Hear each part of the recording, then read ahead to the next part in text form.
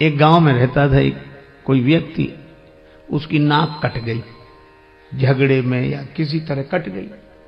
अब कौन वहां तक पता लगाने जाए, कट गई। अब बेचारा परेशान, एक तो नाक कट गई, गांव में जहां से भी निकले सभी लोग कहते नकटे भैया आ रहे हैं। कोई कहता नकटे ताऊ, कोई नकटे चाचा, कोई राम राम भी करता तो कहता नकटे चाचा राम राम।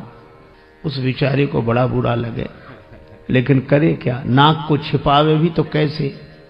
कान कटे तो कुछ टोपी लगा ले, कपड़ा बांध ले, आंख ना हो तो चश्मा लगा ले, नाक का क्या करे, सीधे सामने ही साफ।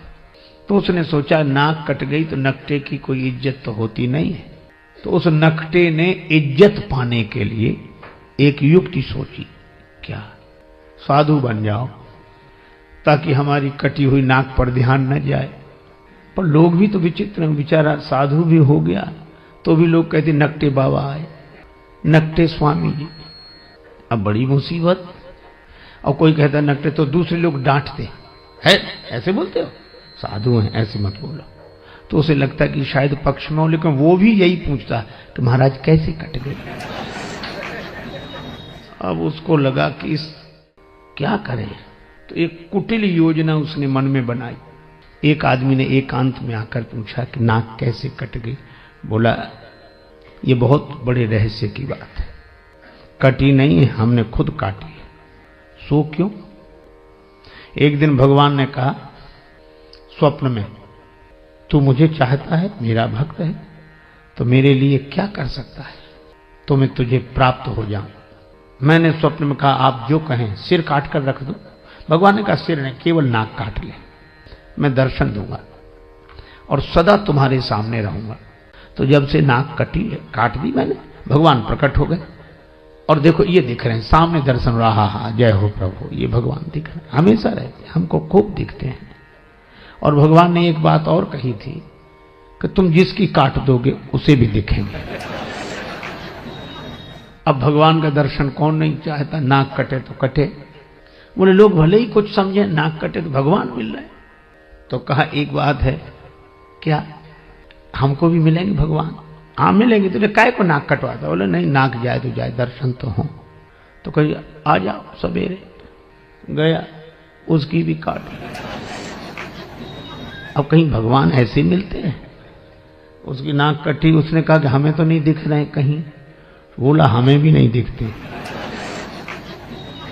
कहा फिर हमारी काय काट दी? कहा कि हम अकेले परेशान थे, सब दो हो गए।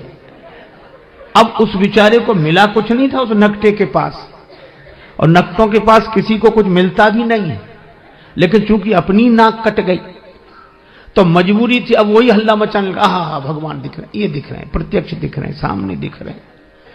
अब पहले तो एक कहता था, हाँ, अब दो कहने लगे। बोलो, प्रचार इतना हावी हो जाता है कि प्रचार इतना प्रभावपूर्ण ढंग से जीवन में अपना प्रभाव डालता है कि प्रचार के चक्कर में आदमी विचार करना ही भूल जाता है। विचार बेचारा जैसी कौंधता है वैसी प्रचार।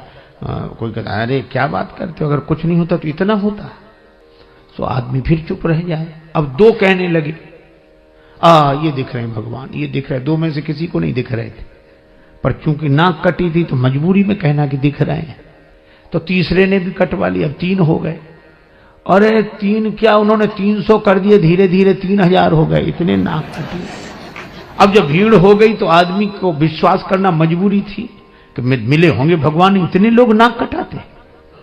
नकटों का समूह चल पड़ा, भीड़ की भीड़ नकटों की, किसी को कुछ नहीं मिला, सब हल्ला मचा रहे, झूम रहे, ना ये मिल गया। वो तो एक साहसी आदमी आया, उसने कहा हमारी कटी सुकटी औरों की तो बचा लें।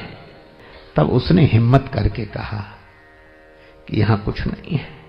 भीड़ के साथ एक ही शब्द है, भाड़। भीड़ भाड़, भीड़ अक्सर आदमी को भाड़ में ही ले जाती है। अब प्रचार की क्या बात कहें, आप अन्यथा न ले, मैं श्री राम कथा ही कह रहा हूं। एक पल नहीं जिए जो इंसान की तरह, एक पल नहीं जिए जो इंसान की तरह, वे पूज रहे हैं आजकल भगवान की तरह। एक पल नहीं जिए जो इंसान की तरह, वे पूज रहे हैं आजकल भगवान की तरह। मेहरबानी मीडिया की, मेहरबानी मीडिया की, रुपयों की वजह से दुनिया में छा गए हैं तूफान की तरह। उपदेश दे रहे हैं औरों को शांति का, उपदेश दे रहे हैं औरों को शांति का, और आपस में लड़ रहे हैं पहलवान की तरह। और फूलों की तरह खिलते मिलते नहीं हैं संत, फूलों की तरह खिलते मिलते नहीं हैं संत, टीवी के खुलते खुलते दुकान की तरह। और राजेश त्याग हरि को धनियों के हाथ में, साधु भी बिक रहे हैं सामान की तरह। क्या ये विडंबना है। और यह बात मुझे तब याद आती है जब मैं सोचता हूं कि राम जी के दर्शन के लिए अयोध्या की देवियां भी गई, पर सहज श्रृंगार, क्योंकि जानती हैं भगवान सहजता पर रीझते हैं। आप जैसे हैं वैसे ही भगवान के सामने पहुंच जाएं। अच्छा, आप जैसे हैं वैसे ही भगवान के सामने पहुंच जाएं तो आप भगवान के लिए अनमोल हैं। और अगर आप जैसे ही हैं वैसे ही दुनिया के सामने पहुंच जाएं तो आप करोड़ों के भी हों तो 2 कौड़ी के, और आप हों कुछ और दिखें कुछ तो 2 कौड़ी के भी हों तो करोड़ों के। पर बनावट जहां चले तो ठीक, पर भगवान के यहां तो न चले। इसलिए सहज श्रृंगार, सहजता ही जीवन का श्रृंगार है, सरलता